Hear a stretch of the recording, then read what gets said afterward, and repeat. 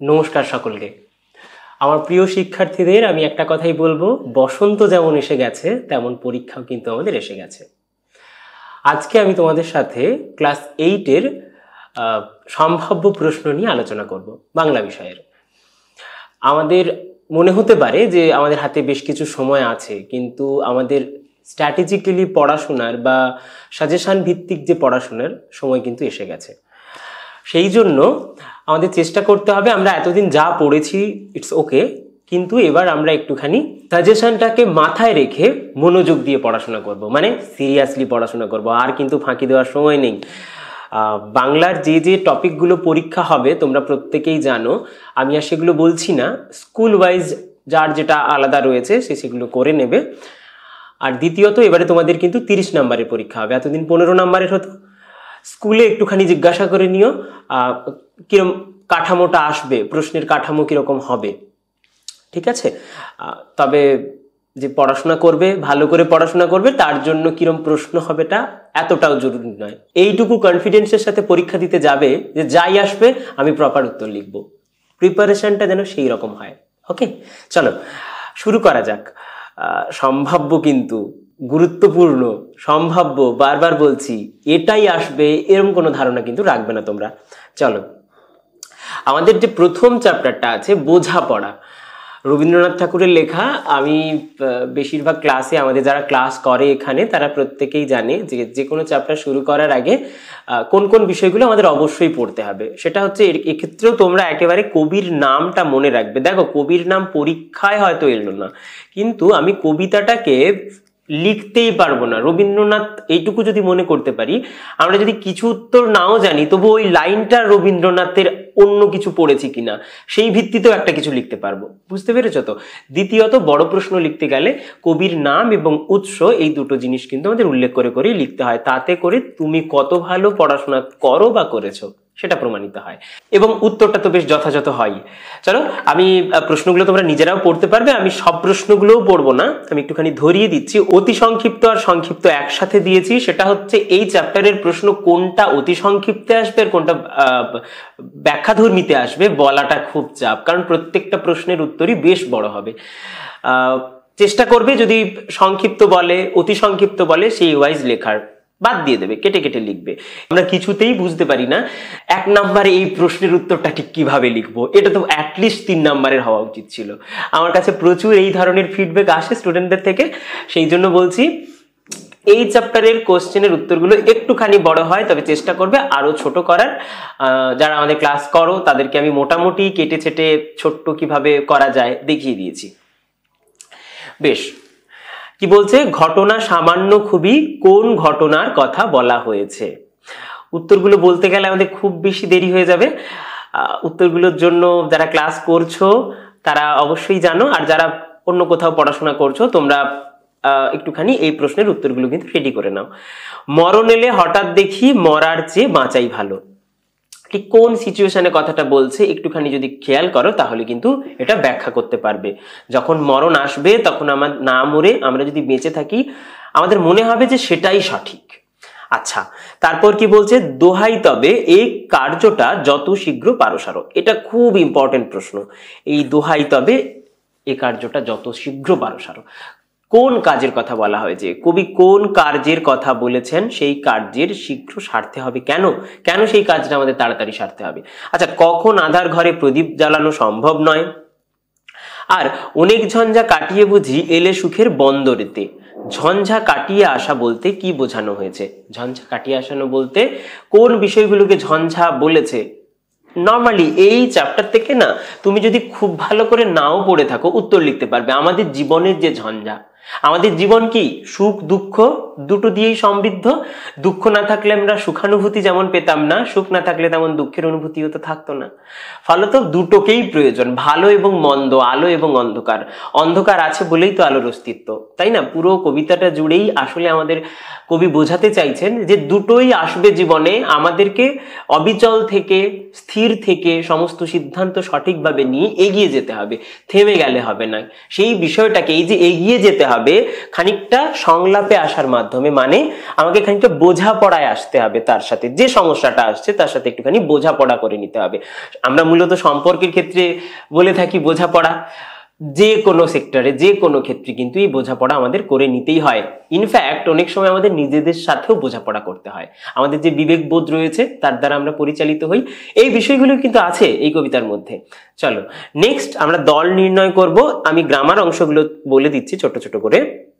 সেটা হচ্ছে দল নির্ণয়। আমরা প্রত্যেকেই জানি দল দুই প্রকার, মুক্ত দল এবং রুদ্ধ দল। তাহলে এখান থেকে আমাদের কি করতে হবে, কোনটা কি দল, এবার সত্য রে আমাদের উচ্চারণ করতে হবে, এবং উচ্চারণের ভিত্তিতেই তো আমরা দল পাই। দল কাকে বলে আমরা প্রত্যেকে জানি, যে শব্দের যেটুকু অংশ আমরা এক ঝোঁকে উচ্চারণ করতে পারি, খুব নর্মাল। তাহলে ভাঙি চলো সত্য রেটা। সত্য রে, সত্য রে। ওকে, তাহলে তিনটে দল পাচ্ছি। অনেকে পরীক্ষা এটা করে দিয়েই ছেড়ে দিচ্ছ, এটা কিন্তু করা যাবে না। তোমাদেরকে বলেই দিয়েছে দল নির্ণয়, তাহলে সত্যটা কি হচ্ছে, এখানে খণ্ডত্বও দিতে পারো, বাট দরকার নেই, এভাবেই লিখলে ঠিক আছে। তাহলে এটা হচ্ছে রুদ্ধ দল। রুদ্ধ দল কাকে বলে আমরা জানি, যে দলের শেষে ব্যঞ্জন ধ্বনি থাকে, তাই তো? ব্যঞ্জনান্ত অক্ষর কি বলা হয়, রুদ্ধ অক্ষর বা রুদ্ধ দল। তারপরে ত, মুক্ত দল, মুক্ত দল। আবার রেটা কি হবে না, রেটা হলো মুক্ত দল। তাহলে এখানে কি রয়েছে, একটা রুদ্ধ দল রয়েছে, দুটো মুক্ত দল রয়েছে। ওকে, খুব ইজি। আমি লাস্ট বলে দেবো তোমাদের যে ব্যতিক্রম জায়গা দলে কোথায় আছে, এবং সেখান থেকেই বেশি প্রশ্ন আসে, যেটা আমরা বেশিরভাগ স্টুডেন্টরা কিন্তু ওভারল্যাপ করে যাই। আমরা একেবারেই সেটা মন দিয়ে শুনি না, হয়তো মাস্টার মশাই পড়িয়েছেন, বইয়েও লেখা আছে, কিন্তু ওটা এমন ভাবে লেখা আছে আমরা খুব একটা ভালো করে দেখি না। আমরা শুধু এইটুকু কনসেপ্টে থাকি যে ব্যঞ্জনান্ত অক্ষর হলে সেটা রুদ্ধ দল, আর স্বরান্ত অক্ষর হলেই সেটা মুক্ত দল, এর বাইরেও আছে। আচ্ছা, পাঁজর গুলো, আর বলছি না পাঁজর গুলো। ওকে, আরেকটা জিনিস আমরা খুব ভালো করে জানি যে প্রত্যেকটা দলে একটি মাত্র স্বরধ্বনি থাকবে, তাই না? আমরা এটার দ্বারাও তো দল নির্ণয় করতে পারি। বিশ্বভুবন, বিশ্বভুবন। ওকে, অশ্রু সাগর, অশ্রু সাগর। ওকে, চলো আমি আর এগুলো দেখাচ্ছি না, প্রত্যেকে তোমরা পারবে। সমার্থক শব্দ, এইখান থেকে সমার্থক শব্দগুলো আসতে পারে, যেটা এখানে রয়েছে ঝঞ্ঝা। ঝঞ্ঝাটা কি কি হতে পারে, ঝটিকা, দ্বন্দ্ব, দন্তেন্নয় দ, আর কলহ, আর কলহ বলতে পারি। শঙ্কা, আশঙ্কা ইত্যাদি আরো রয়েছে। আকাশ আমরা জানি, নভ, গগন, আরো অনেক রয়েছে। আমার থেকে তোমরা আরো ভালো বলতে পারবে। চলো, অদ্ভুত আতিথেয়তা। অদ্ভুত আতিথেয়তা কার লেখা, ঈশ্বরচন্দ্র বিদ্যাসাগরের লেখা। এই জিনিসগুলো একটুখানি মনে রাখবে কিন্তু তোমরা অবশ্যই। ঈশ্বরচন্দ্র বিদ্যাসাগর। দেখো কেন বলছি, এই ঈশ্বরচন্দ্র বিদ্যাসাগর এই নামটা মনে করার সাথে সাথেই এর বানানগুলো প্রচুর কঠিন ছিল, এর শব্দগুলো প্রায় বোঝাই যাচ্ছিল না, এটি একটু অন্যরকম লেখা, একটু পুরাতন লেখা ইত্যাদি মনে পড়বে। এবং ওই ঈশ্বরচন্দ্রকে মনে করার সাথে সাথেই তোমার গল্পটা যদি তুমি অদ্ভুত আতিথেয়তা থেকে নাও মনে করতে পারো, লেখক তোমাকে মনে করিয়ে দেবেন। বুঝতে পেরেছো তো? এইভাবে তাই পড়তে হয়। আচ্ছা, অতি সংক্ষিপ্ত প্রশ্ন যেটা পেয়েছি আমরা, উভয় সেনাপতির কথোপকথন হইতে লাগিল। এই উভয় সেনাপতি বলতে কাদের কথা বলা হয়েছে, মুর সেনাপতি এবং আরব সেনাপতির কথা। তাহা হইলে আমাদের উভয়ের প্রাণ রক্ষার সম্ভাবনা। প্রাণ রক্ষার কোন উপায় বক্তা এক্ষেত্রে বলেছেন, খুব ইম্পর্টেন্ট কোয়েশ্চেন এটা। আপনি সত্বর প্রস্থান করুন। বক্তা কেন উদ্দিষ্ট ব্যক্তিকে সত্বর প্রস্থান করার নির্দেশ দিয়েছেন? কেন তাড়াতাড়ি চলে যেতে বলেছিল? কারণ মুর সেনাপতি আসলে আরব সেনাপতির পিতৃহন্তাকারী, তাই তো? বেশ, এবার এটা যদি দেখো 2 নম্বরে আসে তার উত্তর সেরকম হবে, 1 নম্বরে হলে আমি যেটা বললাম এটুকু লিখলেই হবে। শব্দার্থ। শব্দার্থ হচ্ছে বৈর সাধন, পটমণ্ডপ দ্বার। কেন এই চ্যাপ্টার থেকে শব্দার্থ আসতে পারে? কারণ এই চ্যাপ্টারে আমাদের এমন কিছু উদ্ভট শব্দ আছে, মোটেই উদ্ভট নয়, শব্দগুলো বাংলারই, কিন্তু আমরা শুনিনি, আমরা নিউ জেনারেশন তো শুনিনি। আর তোমাদের এইটা চ্যাপ্টারগুলো বেশ কঠিন কিন্তু, এক একটা মানে শব্দগুলো এমন, আমিও কখনো কখনো হয় এরম যে শুনিনি। আচ্ছা, গাত্রোত্থান, গা ওঠানো নয়, উঠে দাঁড়ানো। মুখ প্রক্ষালনাদি, এখানে যেটা আমরা করি, ভুল করি, যেটা মুখ ধোয়া বলে ছেড়ে দিই, মুখ ধোয়া বলে ছেড়ে দিই না, মুখ ধোয়া ইত্যাদি ইত্যাদি। মুখ প্রক্ষালনাদি, সমস্ত মুখ ধোয়ার সাথে আর যা যা অ্যাক্টিভিটি গুলো ওই সময় আমরা করে থাকি প্রায় সবটাকে একসাথে বলা হয় মুখ প্রক্ষালনাদি। ওকে, মুখ ধোয়া বলে ছেড়ে দেবেন না, ইত্যাদি কথাটা দেবে। আরো একটা জিনিস আমি আমাদের স্টুডেন্টেরও কিছু দেখেছি, তোমরা কমা পূর্ণচ্ছেদের ব্যবহার কিন্তু করছো না, এখন থেকে করতে হবে। মাধ্যমিকে এটা থেকেই তোমরা ফুল মার্কস পেতে পারবে। মানে যখন তুমি ফুল মার্কস পাবে তখন তোমার কি দেখবে, তখন তুমি কমা, পূর্ণচ্ছেদ, হাতের লেখা, খাতা কিভাবে ডেকোরেট করেছো ইত্যাদি ইত্যাদি, কিভাবে সাজিয়েছো। তো এখন থেকে সেটা প্র্যাকটিস করো। তোমাদের সামনের লক্ষ্য কি, তোমার এইটার রেজাল্ট কেউ তোমাকে জিজ্ঞাসা করবে না, মাধ্যমিকটাই কিন্তু তোমাদের লক্ষ্য, তাই না? বেশ, আপাতত মাধ্যমিকটা লক্ষ্য। আচ্ছা, দল বিশ্লেষণ, অশ্বপৃষ্ঠ, দণ্ডায়মান, তৎক্ষণাৎ, এই তৎক্ষণাৎটা করে রাখবে, তৎক্ষণাৎ। ওকে, আচ্ছা, বাক্য পরিবর্তন, এটা যৌগিক বাক্যে দিতে হবে, তার মানে যৌগিক বাক্য আমি আর বিশেষ বলবো না, এবং দিয়ে জুড়বে, এটা এবং দিয়ে জুড়বে, বলে দিলাম। এই বিপক্ষ শিবির মধ্যে আমা অপেক্ষা ঘোরতর বিপক্ষ আর নাই। প্রশ্নবোধকে কি করতে হবে, একটা কি দিতে হবে, কোথায় দেবে, কি বৃত্তান্ত, নিজেরা চেষ্টা করো, না পারলে আমাকে জানাও, কমেন্ট করে জানাতে পারো, বা তোমরা আমাদের সাথে যোগাযোগও করতে পারো যে কোনো হেল্পের জন্য। ওকে, আচ্ছা, এরপর অদ্ভুত আতিথেয়তার থেকে আমরা বড় প্রশ্ন পাচ্ছি। আতিথেয়তা বিষয়ে পৃথিবীর কোনো জাতি আরব দিগের তুল্য নয়, এটা শর্ট কোশ্চেনেও আসে। কোন জাতি পৃথিবীতে শ্রেষ্ঠ, তখন আরব জাতি, আর এখানে বলছে স্টেটমেন্টটাই দিয়ে দিয়েছে। এই গল্পের সমর্থন গল্পে তুমি কিভাবে খুঁজে পাচ্ছ সেটা কিন্তু আমাদের আলোচ্য বিষয়।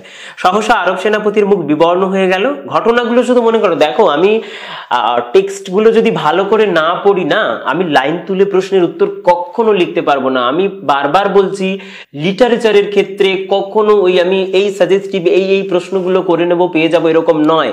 এই প্রশ্নগুলোই থাকবে। আমি তোমাদের বলছি, শোনো, এই প্রশ্নগুলোই বিভিন্ন ভাবে ঘুরিয়ে ঘুরিয়ে আসবে, উত্তরটাকে অ্যাকর্ডিং টু প্রশ্ন লিখে দিলেই হয়ে যাবে, আর কিচ্ছু না। আমি কখনোই গ্যারান্টি দিতে পারবো না যে এই প্রশ্নগুলোই আসবে, কিন্তু আমি এটুকু গ্যারান্টি দেবো যে এই প্রশ্নগুলোর উত্তর যদি তুমি সঠিকভাবে তৈরি করো, এখান থেকে যা প্রশ্ন আসবে তুমি মোটামুটি ভালোভাবেই লিখতে পারবে। ওকে, সেইভাবেই কিন্তু আমার এই প্রশ্নটা বানানো রয়েছে। আচ্ছা, তারপর সন্ধিহান চিত্তে শয়ন করিলেন। এই যে সন্ধিহান চিত্তটা কার হয়েছিল, কেন হয়েছিল মনে করো? হঠাৎ করে সে চলে গেল এবং বলল আমার শরীর খারাপ। আমি বলবো না, হিন্দি দিয়ে রাখবো, বললে তোমরা কি করবে, তোমরা নিজেরা পড়ো। আচ্ছা, এখানে কার মনের সন্দেহের কথা বলা হয়েছে, তার মনের এই সন্দেহের কারণ কি? আচ্ছা, তার অনুসরণ করিতেছিলেন, কার কথা বলা হয়েছে, তিনি কাকে অনুসরণ করছিলেন, তার এই অনুসরণের কারণ কি? এরকম ভেঙে ভেঙে প্রশ্ন কিন্তু আসতে পারে। শত্রুকে কাছে পেয়েও তিনি বৈর সাধন সংকল্প সাধন করেননি কেন? এই জায়গাটা খুব ইম্পর্টেন্ট। এই কারণ ইম্পর্টেন্ট, দেখো এই যে তুল্য নহে, এই যে জায়গাটা পাচ্ছি, এই প্রশ্নের একটা কিন্তু অনুরণন আমরা এই প্রশ্নেও পাচ্ছি, তাই না? পাচ্ছি। ভালো করে দেখো, তুমি যদি এই প্রশ্নের উত্তরটা ভালো করে করো না, তুমি এখান থেকে অনেক উপাদান নিয়ে এই প্রশ্নের উত্তরকে দাঁড় করিয়ে দেবে, এই লাস্ট পার্টটা। এবারে একটু আমি বলে দিই, আমাদের টার্গেট 89 সংস্থাটি আইআইটি খড়গপুর স্বীকৃত এবং কেন্দ্রীয় সরকারের নীতি আয়োগ দ্বারা প্রশংসিত। ষষ্ঠ শ্রেণী থেকে দশম শ্রেণী পর্যন্ত অনলাইনে নতুন ব্যাচ শুরু হয়েছে, চলছে অলরেডি, কিন্তু এখনো অ্যাডমিশন চলছে। তোমরা যারা চাইছো ভর্তি হতে তারা যোগাযোগ করতে পারো। অবশ্যই যে কোনো কোয়ারিজের জন্য তোমরা জিজ্ঞাসা করতে পারো। তার জন্য আমাদের এখানে নাম্বার দেওয়া রয়েছে, এই দুটো নাম্বারে তোমরা অবশ্যই ফোন করে পেয়ে যাবে, 6289689931। ওকে, আচ্ছা, আরো একটা বিষয়, সেটা হচ্ছে তোমরা কি পাবে। প্রতিদিন লাইভ ক্লাস তো তোমরা পাচ্ছই, থাকছে লাইভ ক্লাসের রেকর্ডিং, সিলেবাস অনুযায়ী রেকর্ডেড ক্লাস। এইটা হচ্ছে একটু বুঝতে আমাদের অসুবিধা হয়। রেকর্ডেড ক্লাস একটা পাচ্ছ, সেটা তোমরা আগেই পেয়ে যাবে অ্যাডমিশন নেওয়ার সাথে সাথে। রেকর্ডেড ক্লাস, যেটা রেকর্ড করা, যেখানে কোনো স্টুডেন্ট ইন্টারাকশন নেই। তারপর আবার সেই একই টপিকের উপরে কিন্তু লাইভ ক্লাস হচ্ছে, এবং সেই লাইভ ক্লাসটারও রেকর্ড তোমরা পেয়ে যাচ্ছ। মানে ক্লাসটা মিস করে গেলে কিন্তু রেকর্ডিং রয়ে গেছে। এবং ওই অ্যাপটাতে গিয়ে, টার্গেট 89 অ্যাপ রয়েছে, ওই অ্যাপে গিয়ে বাকিটা তোমরা জেনে যাবে আস্তে আস্তে। অ্যাডমিশন নিলে আমাদের এখানে টেকনিশিয়ান আছেন, একেবারে সুন্দরভাবে বুঝিয়ে দেবেন। তারপর প্রতিটা সামেটিভের আগে সাজেশন দেওয়া হবে এবং বাছাই করা নোটস তো রয়েছে, এবং অধ্যায় ভিত্তিক পরীক্ষা, আর প্রতিটা বিষয়ের আলাদা আলাদা শিক্ষক। যেই পয়েন্টটা এখানে নেই, শুধু সাজেশন এটা দিচ্ছি, এই শুধু সাজেশন নয়, একেবারে স্কুলের মতো করে যেমন এটা আমাদের 15 তারিখ থেকে পরীক্ষা শুরু হবে, একেবারে স্কুলে যেরকম পরীক্ষা হবে সেই অনুযায়ী মক টেস্ট নেওয়া হবে এখানে, বুঝতে পেরেছো? সো তোমরা চিন্তা করো এবং যোগাযোগ করো আমাদের সাথে। চন্দ্রগুপ্ত কার লেখা আর বলবো না। চন্দ্রগুপ্ত নাটকটার নাম চন্দ্রগুপ্ত না হয়ে আর কি হলে ভালো হতো বলে তোমার মনে হয়? আমরা শুধু চন্দ্রগুপ্তের প্রতি ইমপ্রেস হয়েছি তা কিন্তু নয়, আমরা সেকেন্দারের প্রতিও হয়েছি। এবং সত্যি সেকেন্দার, আলেকজান্ডার, তৃতীয় আলেকজান্ডার মহান একটি চরিত্র, যেটা দ্বিজেন্দ্রলাল রায় বলেই দিলাম লেখকের নাম, আমাদের দেখিয়েছেন। এটি একটি নাট্যাংশ, এটি নাটক নয়, নাটকের ছোট্ট অংশ, তাই নাট্যাংশ বলবো আমরা বারবার। প্রথম প্রশ্ন, নাট্যাংশটির ঘটনাস্থল ওর সময় একদম প্রথমেই শুরু হচ্ছে, একদম প্রথমেই নাটকটা শুরু হচ্ছে স্থান কাল দিয়ে। ওই অংশটা থেকে এই কোশ্চেনটার উত্তর রেডি করে নেবে। নাট্যাংশে উল্লিখিত হেলেন চরিত্রের পরিচয় দাও। দেখো হেলেন চরিত্রটা বিশেষ নেই, অথচ এটাই আসবে পরীক্ষায়, কারণ আমরা খুব বেশি ওই হেলেনের মুখে রোদ লেগেছিল ওইটুকু অংশই আছে, সে পাশে দাঁড়িয়েছিল তার মুখে রোদ লেগেছে, আর কিছুই নেই, কিন্তু ওইটাই পরীক্ষায় আসবে বিশেষ করে, কারণ আমরা ওটাকে এড়িয়ে চলে যাবো, এর তো কোনো সংলাপ নেই, এই চরিত্রটা আসবে না, কিন্তু এটাই ভালো করে পড়তে হবে। আচ্ছা, রাজার প্রতি রাজার আচরণ, উদ্ধৃতাংশের বক্তাকে, পুরো নাটকটা তো এটা জুড়েই হচ্ছে এই রাজার প্রতি রাজার আচরণের জন্যই না একটা জাতি বটে। তৃতীয় আলেকজান্ডার বলছেন, সম্রাট আমায় বধ না করে বন্দি করতে পারবেন না। বক্তাকে বন্দি করার প্রসঙ্গ কেন এসেছে? কেন বন্দি করতে চাইলো? গুপ্তচর সন্দেহে তাকে কে নিয়ে এলো গুপ্তচর বলে, এবং তারপর তাদের মধ্যে যুদ্ধ লাগলো, অ্যান্টিগনস অ্যান্ড সেলুকাস। চরিত্রগুলো ভালো করে মনে রাখবে কিন্তু, নইলে কাহিনী বিবর্তিত হচ্ছে কিভাবে। আরো এক ধরনের প্রশ্ন আসে, সেটা হচ্ছে কার, সংলাপটি কার, তিনি কেন বলেছেন বক্তাকে, এখানে রয়েছে এরকম আরো ভাবে কিন্তু আসে, শুধু লাইন তুলে তোমাকে 1 নম্বরেরও দিতে পারে বক্তাকে। তাহলে প্রত্যেকটা লাইন খুঁটিয়ে পড়তে হবে এবং সেন্সটা ধরে ফেলতে হবে। আমার কাছে প্রচুর প্রশ্ন এসেছিল যে স্যার কিছুতেই বুঝতে পারছি না কে কোন কথাটা বলছে, 2-4 বার পড়ো, তারপর একটু সেন্সটা ধরার চেষ্টা করো যে কার চরিত্রটা কেমন, কে কোন কথাটা বলতে পারে, একদম জলের মতো সহজ হয়ে যাবে। বেশ, তারপর এই দিগ্বিজয় অসম্পূর্ণ রেখে যাচ্ছেন কেন সম্রাট? এই প্রশ্নের উত্তরে সম্রাট কি জানালেন? এই প্রশ্নটাই আবার এভাবেও আসতে পারে যে কে কাকে বলেছেন, কে কাকে বলেছেন, রাইট? তাহলে আমি এই কে কাকে বলেছেনটা দিলাম না এখানে, আমি এভাবে প্রশ্নটা দিয়ে দিয়েছি, তার মানে কিন্তু এর মধ্যে কে কাকে বলেছে তোমার পড়াটা হয়ে যাচ্ছে, বুঝতে পেরেছো? বেশ, ভারতবাসী মিথ্যা কথা বলতে এখনো শিখে নাই, বক্তাকে কোন সত্য সে উচ্চারণ করেছে। চন্দ্রগুপ্ত থেকে সংক্ষিপ্ত প্রশ্ন, কি বিচিত্র এই দেশ, বক্তার চোখে এই দেশের বৈচিত্র্য কিভাবে ধরা পড়েছে? খুব ইম্পর্টেন্ট প্রশ্ন এটা, একদম প্রথম যে প্যারাগ্রাফটা রয়েছে সেটাই ভালো করে লিখে দিলে নিজের ভাষায় হয়ে যাবে, তবে ছড়াবে না, ওখানে কিন্তু নাটকের সংলাপ অনুযায়ী বেশ ছড়িয়ে লেখা আছে, তোমরা লেখার সময় নিজের ভাষায় গোছাও একটুখানি, প্রয়োজনে আমার যারা ছাত্র রয়েছে তারা তো আমাদের লিখে দেখায়, তোমরাও যোগাযোগ করো, প্রশ্নের উত্তর না নিজেরা লেখো এবং দেখাও যে স্যার এটা কি ঠিক আছে, নিজেরা একটু লেখার চেষ্টা করো, কোনো নোটস পড়বো, অবশ্যই রেফারেন্স পড়বো, নোটস পড়বো, কিন্তু চেষ্টা করব নিজেরা লেখার। আচ্ছা, সম্রাট মহানুভব, বক্তাকে সম্রাটের মহানুভবতার কিরূপ পরিচয় নাট্যাংশে পাওয়া যায়? গুপ্তচর, কাকে গুপ্তচর আখ্যা দেওয়া হয়েছে? সে কি সত্যিই গুপ্তচর বা সে কি প্রকৃতই গুপ্তচর ছিল? না, ছিল না তো। সেকেন্দারের একেবারে সেলুকাসের প্রতি চাইলেন, সেকেন্দার সেলুকাসের প্রতি চাইলেন, তার এই ক্ষণিকের দৃষ্টিপাতের কারণটা কি ছিল মনে করো তোমরা, তা এই পত্রে লিখে নিচ্ছিলাম। কার উক্তি, সে কি লিখে নিচ্ছিল, তার এই লিখে নেওয়ার উদ্দেশ্য কি ছিল? কি লিখে নিচ্ছিল? চন্দ্রগুপ্ত কেন লিখে নিচ্ছিল? চন্দ্রগুপ্তকে কেন গুপ্তচর সন্দেহ করা হয়েছিল? সে কি বা করছিল? এই ব্যাপারগুলো কিন্তু এখানে মনে রাখলে উত্তরটা লেখা হয়ে যাবে। নিরস্ত হও, এই জায়গাটা, এটাও ইম্পর্টেন্ট কোয়েশ্চেন। নিরস্ত হও, আমাদের সেকেন্দার বলছেন, কে এই নির্দেশ দিয়েছেন, কোন পরিস্থিতিতে তিনি এমন নির্দেশ দানে বাধ্য হলেন? দেখ, প্রত্যেকটা প্রশ্নের মধ্যে না এটা সম্পর্ক আছে, এই জন্য গল্প ভালো করে পড়লে সে সব উত্তর দিতে পারবে। বেশ, তারপরে চলো বনভোজনের ব্যাপার। এটা একটা রম্য রচনা, খুব হাসির। সেই লেখকের সৃষ্ট একটি চরিত্রের নাম, সৃষ্ট চরিত্র, সৃষ্ট চরিত্রের নাম কিন্তু তোমাদের লিখতে হবে। লিখতে হবে বলতে পরীক্ষায় শর্ট কোয়েশ্চেন আসে, টেনিদা। আচ্ছা, বনভোজনের উদ্যোগ কাদের মধ্যে দেখা গিয়েছিল? খুব ইজি প্রশ্ন এখান থেকে, বনভোজনের জায়গা কিভাবে পাওয়া যাবে বা যাওয়া যাবে? আচ্ছা, বনভোজনের জন্য হাঁসের ডিম আনার দায়িত্ব কে নিয়েছিল? কোন খাবারের কারণে বনভোজন ফল ভোজনে পরিণত হয়েছিল? খুব ইম্পর্টেন্ট প্রশ্ন, দল বিশ্লেষণ করো, আমি আর বলছি না। সেটা হচ্ছে সন্ধি বিচ্ছেদ, মোগলাই, পরীক্ষা, আবিষ্কার। এগুলো প্রত্যেকটা তোমরা ছোটবেলা থেকে পড়ছো। আচ্ছা, ধ্বনিতাত্ত্বিক বিচারটা তোমাদের এবারে প্রথম। বিচ্ছিরি, বিশ্রী কথাটা থেকে এসছে, প্যান ট্যান স্টুপিড। তাহলে বিশ্রী থেকে বিচ্ছিরি হচ্ছে, কি হচ্ছে বলো তোমরা, কমেন্ট করে জানাও। বিশ্রী বানানটা ছিল বিশ্রী, তাই তো? আচ্ছা, স্টুপিডটা তাহলে কোত্থেকে আসছে? স্টুপিডটা হচ্ছে প্রথমে স্বরধ্বনি এসে যাচ্ছে, তাহলে আদি স্বরাগম, আর লিখছি না। আচ্ছা, এই টিকাটা কিন্তু ভালো করে করবে একটুখানি। লেডিকে নি মিষ্টি, শুধু মিষ্টি নয়, ক্যানিং সাহেবের নাম থেকে কিভাবে এলো, তার স্ত্রীকে মাথায় রেখে তার স্ত্রীকে সম্বর্ধনা দেওয়ার জন্য, গল্পটা তোমরা প্রায় প্রত্যেকে জানো। এই জায়গাটা কিন্তু লিখতে হবে এখানে।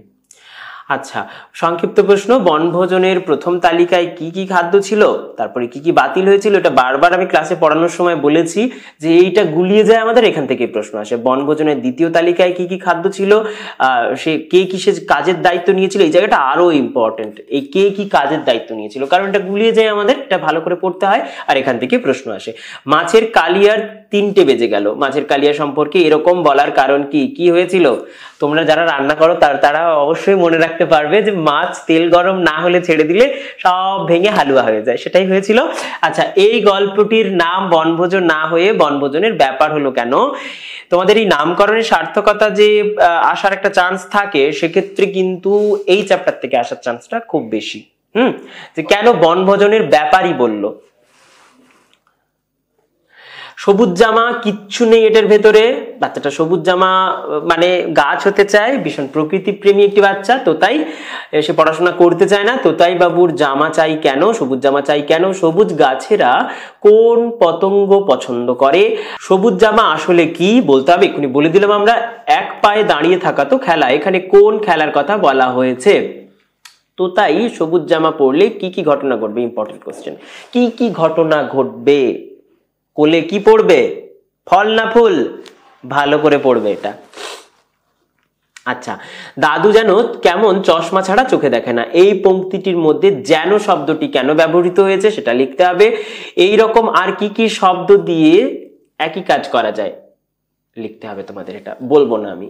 আচ্ছা, সবুজ জামা কবিতায় তোতায়ের সবুজ জামা চাওয়ার মাধ্যমে কবি কি বলতে চাইছে নিজের ভাষায় লেখো। দেখো, এই ধরনের যে কবিতাগুলো রয়েছে না, এই কবিতাগুলোর, এই সবুজ জামা ধরনের কবিতা, বিষয়বস্তুটা যদি তুমি ভালো করে করো আর কোনোভাবে তোমার কোনো দিকে তাকাতে হবে না, একদম তুমি সমস্ত প্রশ্নের উত্তর জলের মতো লিখে দিয়ে আসবে। আরে কনসেপ্টটাই তো এইটুকু, প্রত্যেকটা প্রশ্নের মধ্যেই, বড় প্রশ্ন অবভিয়াসলি, এর মধ্যে ওই একই বিষয় ঘুরিয়ে ফিরিয়ে লিখে দিতে হবে তোমাকে, তাহলে বিষয়বস্তু যে ভালো করে পড়বে এর সমস্ত উত্তর সে পারবে। চিঠি, চিঠি 3 জনকে লিখছেন, মাইকেল মধুসূদন দত্ত। কাকে কাকে? বিদ্যাসাগরকে। দেখো, এইগুলো আমি বলছি একদম কি পয়েন্ট, এই ইনফরমেশনটা না মনে রাখলে তুমি পুরো চিঠির গল্পটাই তো মনে রাখতে পারবে না। প্রথমে কিন্তু এগুলো মনে রাখতে হবে। তাহলে 3 জনকে লিখছে, কাকে? বিদ্যাসাগরকে, যে কিনা মধুসূদনকে টাকা পয়সা দিয়ে হেল্প করতো, বিদেশে পড়াশোনার জন্য খুব উৎসাহ দিয়েছিল, বিদেশ থেকে ভাষা শিখছে এবং বিদ্যাসাগরকে জানাচ্ছে। আচ্ছা, তারপরে গৌরদাস বসাককে, আমি বসাক বলে লিখছি শুধু। তারপরে রাজনারায়ণ বসু,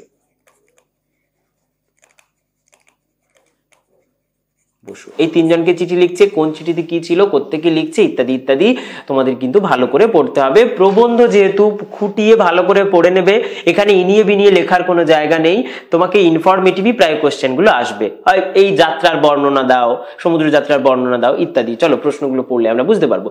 মধুসূদনের জীবনের উচ্চাসার স্বপ্ন কিভাবে পত্রটিতে প্রকাশ পেয়েছে, খুব ইম্পর্টেন্ট কোশ্চেন, এবং শুধু গুরুত্বপূর্ণ প্রশ্ন নয় এটা না, মানে আমরা অনেকবার লক্ষ্যও করেছি, মধুসূদন তিনি বিদেশে গেছেন এবং বিদেশি সাহিত্য পড়ছেন, বিদেশি ভাষা শিখছেন বলে তার মধ্যে একটা কিন্তু বেশ ভালো রকমের অহংকারও আছে।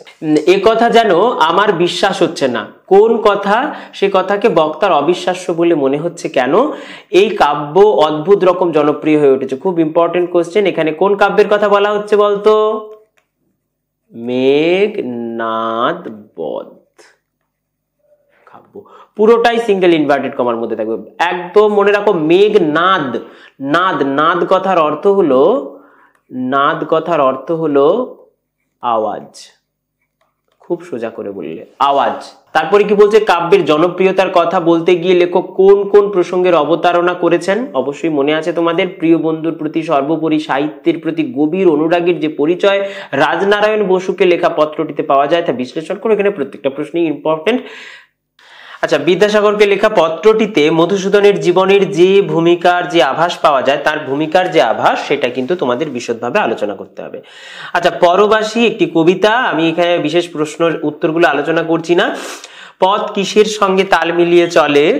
চিতার চলে যাওয়ার ছন্দটি কেমন? ময়ূর কিভাবে মারা গেছে? এটা ইম্পর্টেন্ট কোয়েশ্চেন। প্রান্তরে কার হাহাকার শোনা যাচ্ছে? পলাশের ঝোপে কবি কি দেখেছেন? ইত্যাদি প্রশ্নগুলো তোমরা স্ক্রিনশট নিয়ে নিতে পারো, ভালো করে পড়ো। এই ময়ূর মরেছে পণ্যে, এটা খুব ইম্পর্টেন্ট প্রশ্ন কিন্তু। চলো, তারপর কি বলছি আমরা, এখান থেকে এই টিকাগুলো ভীষণভাবে পরীক্ষায় আসে। কথাকলি এবং কত্থক, আমাদের যে 8টা ইন্ডিয়ান ক্লাসিক্যাল ডান্স আছে তার মধ্যে এই 2টি, আরো 6টা কি কি তোমরা বলো, কমেন্ট করে বলো এটা। আর খুব ভালো করে কত্থক এবং কথাকলির টিকাটা কিন্তু পড়ে নেবে। আচ্ছা, এই যে জলে, এটা না বর্গে জয় ব হবে, জলে। ওকে, এটা কোত্থেকে এসছে? অভিশ্রুতি। তার মানে অভিশ্রুতি মানে কিভাবে এসছে তোমাদেরকে বলতে হবে। অপিনিহিতি হয়েছে, তারপরে অভিশ্রুতি হয়েছে। আমি শুধু বলে দিই, অভিশ্রুতি। ওকে, কি 3টে স্টেপ পাবো আমরা, সেটা তোমাদের বলতে হবে, কমেন্ট করেও লিখতে পারো। এটা পরবাস, আসলে কথাটা কি? প্রবাস, সেখান থেকে আসছে পরবাস। দেখো এখানে আবার যদি তোমাকে করে দেয়, মানে এখানটাতে যদি করে দেয় পরবাসী, সেখানে বোঝাই যাচ্ছে এটা এসছে প্রবাসী থেকে। ওকে, তাহলে কোথায় র আসছে এবং র এলে ধ্বনি এলে কি হয় সেটা তোমরা বলো। পরবাসী কবিতাতে কবির ভাবনা কেমন করে এগিয়েছে তা কবিতার গঠন আলোচনা করে বোঝায়। এটা খুব ইম্পর্টেন্ট প্রশ্ন, ক্লাসে ছাড়া এটা এই মুহূর্তে ব্যাখ্যা করা সম্ভব নয়। কবিতার গঠন, কবিতাটা কিভাবে গড়ে উঠেছে সেই অনুযায়ী তোমাকে কিন্তু এই ভাবনাটা প্রকাশ করতে হবে। ওকে, তারপর পথ চলতি, এই পাঠ্যে কোন বাংলা মাসিক পত্রের নাম রয়েছে? এগুলো শর্ট কোশ্চেন, এই শর্ট কোশ্চেনে সেইভাবে কোনো সাজেশন হয় না। আচ্ছা, রোজার উপোসের আগে কাবুলিয়ারা ভরপেট কি খেয়েছিলেন? তাসবিহ শব্দের অর্থ কি? আরবি ভাষায় ঈশ্বরের 99টি পবিত্র সুন্দর নামকে কি বলা হয়? সন্ধি বিচ্ছেদ করবে, হুঙ্কার স্বস্তি, টিকা লিখবে, বাস্তু আর গজল। ওকে, চলো। পথ চলতির বড় প্রশ্ন, আলেম শব্দের মানে কি? লেখককে কারা কেন এক মস্ত আলেম ভেবেছিলেন? আচ্ছা, লেখকের সামনের বেঞ্চির 2 পাঠান সহযাত্রী নিজেদের মধ্যে যে আলোচনা করেছিলেন তা নিজের ভাষায় লেখো। কথক কেন বলেছেন যেন এক পস্তু সাহিত্য গোষ্ঠী বা সম্মেলন লাগিয়ে দিলুম? এই পস্তুটা কি জিনিস? বেটে খাওয়া হয়? পড়ো ভালো করে। সেই সাহিত্য সম্মেলনের বর্ণনা দিতে বলা হয়েছে। ওকে, আচ্ছা, একটি চড়ুই পাখি, আমাদের লাস্ট চ্যাপ্টার। কবিতায় চড়ুই পাখিকে কোথায় বাসা বাঁধতে দেখা যায়? আচ্ছা, চড়ুই পাখি এখানে সেখানে থেকে কি সংগ্রহ করে আনে? আচ্ছা, কবির ঘরে কোন কোন জিনিস চড়ুই পাখিটির চোখে পড়ে? ইচ্ছে হলে চড়ুই পাখি কোথায় চলে যেতে পারে? ধ্বনিতাত্ত্বিক বিচার তোমাদের কিন্তু এবারে পরীক্ষায় আসবে। চড়ুই, ইচ্ছা বা ইচ্ছা, জানালা, পাখি। আচ্ছা, চতুর চড়ুই এক ঘুরে ফিরে আমার ঘরেই বাসা বাঁধে। চড়ুই পাখিকে এখানে চতুর বলা হয়েছে কেন? এটা খুব গুরুত্বপূর্ণ প্রশ্ন। রাত্রি নির্জন ঘরে আমি আর চড়ুই একাকী, পংক্তিতে একাকী শব্দটির প্রয়োগের সার্থকতা তোমাকে বুঝিয়ে দিতে হবে। ব্যাকরণ থেকে বাবু বিশেষ কিছু বলার নেই, সবই পড়তে হবে। এই হলন্ত শব্দ কাকে বলে এইটা একটু ইম্পর্টেন্ট বেশি দিয়ে রেখেছি। মুক্তস্বর কাকে বলে, রুদ্ধস্বর কাকে বলে, বা আর যা যা হয়, মুক্তদল রুদ্ধদল তো আমাদের পড়তেই হবে। মুক্তদলকে স্বরান্তক্ষর বলে কেন, এই 5টা দিয়েছি, খুব ইম্পর্টেন্ট। দল বিশ্লেষণটা খুব ভালো করে পড়বে। দল বিশ্লেষণ একবার বুঝে গেলে আর মানে জলের মতো। এখানে যেটা আমি তোমাদের বলে দেব সেটা হচ্ছে যৌগিক স্বর। যৌগিক স্বর কি কি? ওই আর ও। কেন না, ওইকে আমরা ও হর্ষই করে ভাঙতে পারি আর ওকে আমরা ও হর্ষ করে ভাঙতে পারি। যৌগিক স্বর থাকলে সেক্ষেত্রে কিন্তু আমাদের রুদ্ধ দল হবে। রুদ্ধ দল, আমি এটা বলছিলাম রুদ্ধ দল। আর একটা জিনিস আমাদের কি, পূর্ণস্বর, অর্ধস্বর। এই অর্ধস্বরের ক্ষেত্রেও হবে, যেমন দাও, সংক্ষেপে বলি, দাও, দাটা পূর্ণস্বর, পূর্ণভাবে উচ্চারিত, ওটা দা ও এরম ভাবে উচ্চারণ হচ্ছে না, দাও অর্ধভাবে উচ্চারণ হচ্ছে। এবার দাও, তাহলে এটা কি দল হবে? মুক্ত দল হবে না রুদ্ধ দল? এটা রুদ্ধ দল হবে, কারণ একটি পূর্ণস্বর এবং তার সাথে যদি একটি অর্ধস্বর থাকে তাহলে সেই দলকে আমরা কি বলবো? রুদ্ধ দল বলবো। বেশ, এখানে এইটুকুই বলার। আচ্ছা, ব্যাকরণে যে ধ্বনি পরিবর্তনে ধ্বনি বিপর্যয় বলতে কি বোঝো, সমাক্ষর লোপ, সমস্ত যেগুলো পড়িয়েছি তোমাদের সেগুলো প্রত্যেকটাই পড়তে হবে, আমি বলে দিয়েছি।